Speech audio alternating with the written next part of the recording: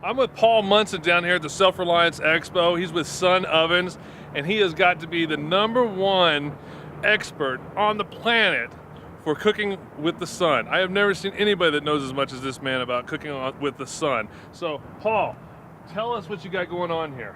Well, right now in this oven, we're baking some beans and rice. Let me show you.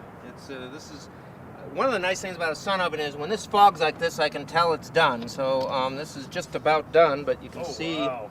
And see, we got a nice pot of beans and rice cooking here. Oh. And then in this oven, there's a pot of, there's bread. Now I've only had this in about 15 minutes, so that 15 isn't, minutes. that still needs to. Look at that. You can see it's over 300 degrees, just over 300 degrees in there. And it is probably out here today, what would you guess? I am thinking maybe 65, 70. I'm Yeah, not sure. I was gonna say about 65 degrees out here. Yet the oven is going at 300 degrees using just the sun. This is amazing. You can actually cook, you can set it on a frozen lake and cook with it. So the outside temperature doesn't really make any difference. Doesn't It's matter at 0 all. and sunny, and as long as you've got enough sun, you can cook. The simplest way to know if you've got enough sun is if there's enough sun to cast a shadow, you can cook in it. If you go outside, sort of like the groundhog, if you can't see your shadow, then it's not going to be a good day to cook. But if you can see your shadow, then you can cook and you can bake, boil, or steam. In really strong sun, there's still a little bit of a haze today, but in strong sun, it'll get up temperatures as high as 400 degrees Fahrenheit. Oh, wow. You know what's amazing is, especially here in Colorado, that's why I love Colorado, it's 300 sunny days a year.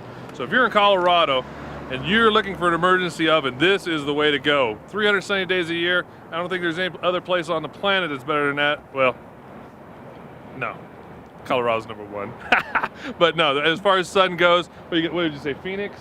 I think there's not much of a difference in the amount of cooking you can do and the number of days you can cook in Phoenix or in Colorado. It's pretty similar, and so it works great. And the other nice thing about cooking in the sun is that a lot of people have told me is they'll get a sun oven to buy for emergency preparedness, but then they use it. Now, on a day when it's more than 80 degrees, if you bake bread inside and you turn on your oven, you'll spend more money to cool your house than you do on the bread and the fuel to cook it.